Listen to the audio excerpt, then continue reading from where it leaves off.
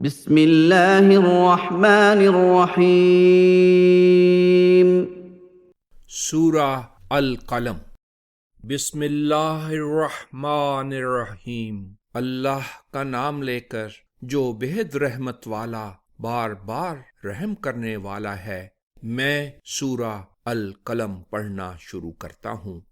دوات اور قلم اور جو کچھ اہل قلم لکھیں گے اس پر گواہ ہیں کہ تم اپنے رب کی نوازش سے ہرگز دیوانے نہیں۔ اے رسول، تمہارے لیے یقیناً نہ ختم ہونے والا اجر ہے، اور تم نہایت اعلیٰ درجے کے اخلاق پر قائم ہو۔ چنانچہ جلد ہی تم بھی دیکھ لو گے اور یہ کفار بھی دیکھ لیں گے کہ تم میں سے کون بہکا ہوا ہے۔ تمہارا رب اسے بھی خوب جانتا ہے جو اس کے راستے سے بھٹک گیا، اور وہ درست راستے پر چلنے والوں کو بھی خوب جانتا ہے۔ اس لیے تم تکذیب کرنے والوں کی بات نہ مانو۔ وہ چاہتے ہیں کہ تم مداحنت اختیار کرو تو وہ بھی مداحنت اختیار کر لیں، اور تم بہت جھوٹی قسمیں کھانے والے ذلیل شخص کی بات نہ مانو جو عیب چین، چغل خور، بھلائی سے روکنے والا، حدود سے بڑھنے والا گناہ گار ہے، سنگ دل اور اس کے علاوہ شرارت میں مشہور ہے، اس وجہ سے کہ وہ مال و دولت اور آل و اولاد والا ہے۔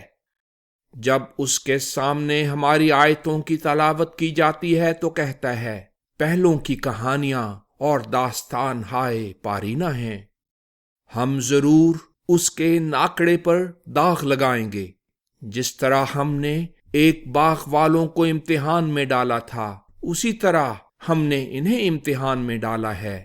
جب انہوں نے باہم قسمیں کھا کر کہا تھا کہ وہ صبح ہوتے ہی اس کا پھل توڑ لیں گے، اور انہیں ایسا یقین تھا کہ انہوں نے انشاءاللہ بھی نہ کہا، اور حق مسکین کا استثناء نہ کرتے تھے، یعنی انشاءاللہ بھی نہ کہتے تھے۔ چنانچہ یہ سوتے کے سوتے ہی رہے، اور اس باغ پر تمہارے رب کی طرف سے بلائے ناگہانی پھر گئی، اور وہ باغ یوں ہو گیا جیسے اس کے پھل اتار لیے گئے ہوں۔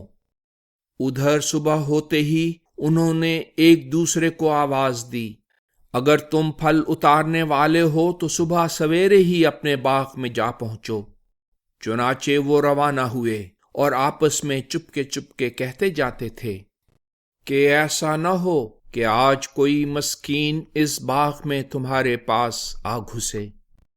اور وہ لپکتے ہوئے صبح سویرے ہی وہاں جا پہنچے، اور وہ صبح اپنے آنے سے پہلے بخل کا فیصلہ کر چکے تھے۔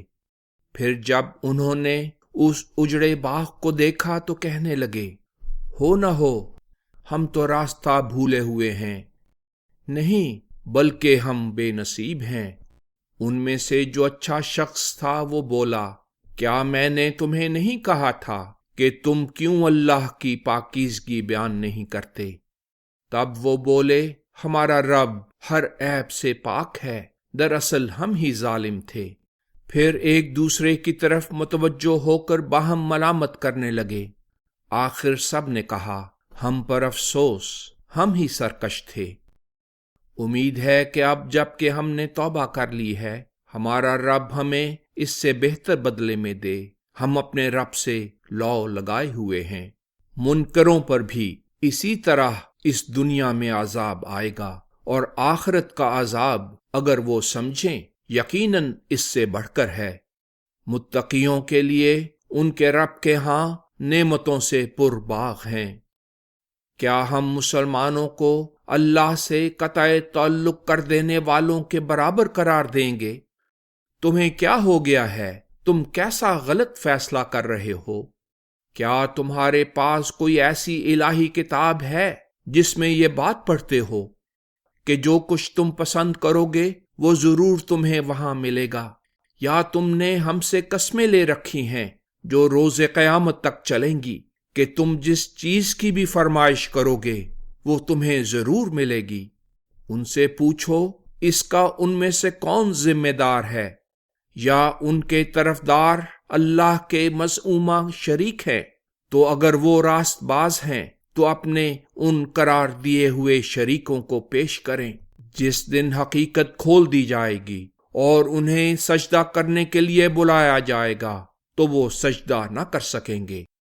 ان کی نظریں مارے شرم کے جھکی ہوئی ہوں گی، ذلت نے انہیں ڈھانک رکھا ہوگا۔ اس حالت سے پہلے جب یہ صحیح سالم تھے انہیں سجدے بجا لانے کے لیے بلایا جاتا تھا، مگر انہوں نے سرتابی کی تھی، یہ اسی کی سزا ہے۔ اس لیے مجھے اور ان لوگوں کو جو اس کلام کی تکذیب کرتے ہیں چھوڑو، ہم انہیں آہستہ آہستہ ایسے طریق سے پکڑیں گے جسے وہ جانتے بھی نہیں۔ میں انہیں مہلت دے رہا ہوں، یقیناً میری تدبیر بہت مضبوط ہے۔ کیا تم ان سے تبلیغ رسالت کا کوئی صلہ مانگتے ہو اور وہ اس ناواجب تاوان سے دبے ہوئے ہیں؟ یا ان کے پاس غیب کا علم ہے اور وہ اسے لکھ لیا کرتے ہیں؟ پس تم اپنے رب کے حکم کے انتظار میں صبر سے کام لو اور مچھلی والے یونس کی طرح نہ بنو جب انہوں نے اپنے رب کو پکارا اور وہ غم و اندوہ سے بھرے ہوئے تھے۔ اگر ان کے رب کے احسان نے ان کی حفاظت نہ کی ہوتی تو وہ برے حالوں ایک بے آب و گیاہ میدان میں ڈال دیے جاتے، پر ان کے رب نے انہیں منتخب کر لیا اور انہیں مناسب اعمال بجا لانے والوں میں سے بنایا۔ جن لوگوں نے کفر کا ارتکاب کیا تھا جب انہوں نے یہ نصیحت بھرا قرآن سنا، قریب تھا کہ تمہیں اپنی نظروں سے گرا دیں۔ وہ کہتے ہیں یہ تو دیوانہ ہے، حالانکہ یہ قرآن مجید سب جہانوں کے لیے موجب شرف ہے۔